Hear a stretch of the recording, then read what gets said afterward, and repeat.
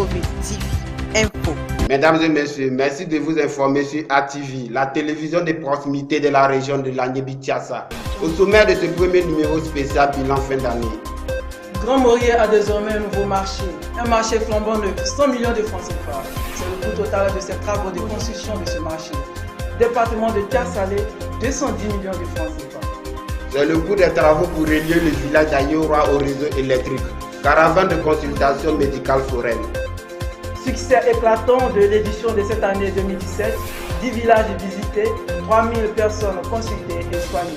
Mesdames et messieurs, nous vous le disons en titre, Grand Morier a un nouveau marché, un marché moderne. Un marché qui a coûté 98 millions de francs CFA au conseil régional. Un nouveau marché construit sur le site de l'ancien marché, le compte rendu de Gaston Boni.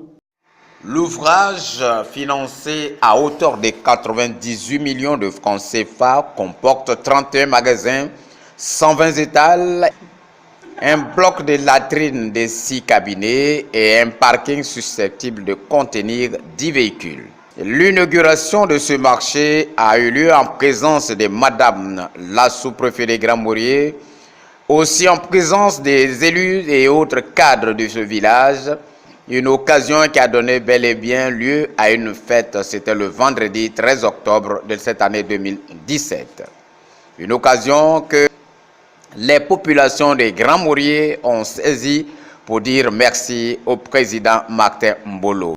Le village d'Ayora désormais relié au réseau électrique. C'est au total 210 millions de francs CFA que le conseil régional a dû débourser pour financer le raccordement de ce gros village de 4000 âmes du département de Thiassalé. Ce samedi 30 septembre 2017 restera à jamais gravé dans la mémoire collective des populations de ce gros village de Thiassalé. Sécurité régionale, le conseil régional vole au secours des forces de l'ordre de la région. 15 millions de francs CFA, c'est le montant du budget alloué cette année 2017 pour soutenir les forces de l'ordre. Le conseil régional a remis cette somme aux autorités régionales des forces de l'ordre qui ont juré sur le galon d'en faire bon usage. Toujours dans ce même élan de cœur, le conseil régional a remis des matelas aux sapeurs-pompiers civils de la région. Rappelons que c'est pour améliorer les conditions de travail que le conseil régional a remis ces matelas à ses 50 pompiers civils basés à Agboville. Insertion des jeunes, le conseil contribue à plus de 63 256 000 francs CFA. C'est ce que le conseil régional a dû débourser comme apport initial pour bénéficier du financement de 663 256 751 francs CFA pour financer l'insertion des jeunes et des femmes de l'Aniébi-Thiassa.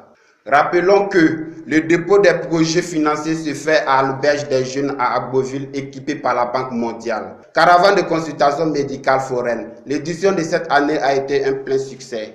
Cette édition de la 3e année a drainé du monde. 3000 personnes ont été consultées et soignées gratuitement dans les 10 villages de la région visités.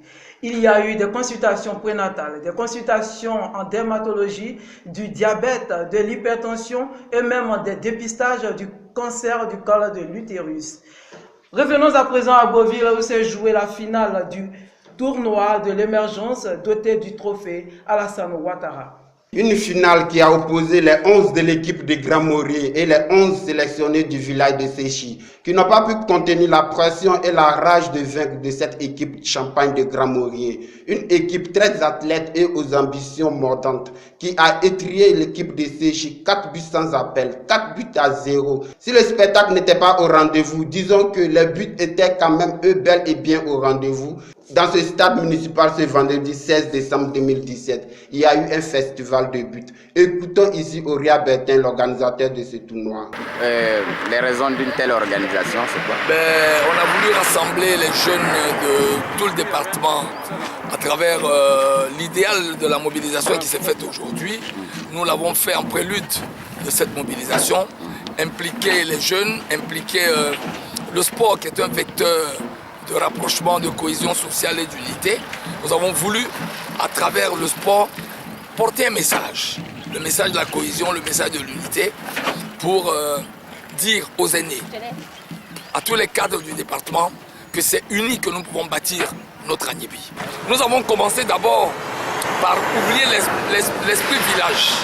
On a dit que ce n'était pas des équipes de village, mais des équipes de sous-préfecture. Or, vous savez qu'une sous-préfecture regroupe plusieurs villages. Donc, il fallait que ces villages-là se mettent ensemble pour constituer une équipe. Ça, c'était un nouvel état d'esprit déjà. Le deuxième état d'esprit, c'est que les équipes constituées ne jouaient pas sur leur base.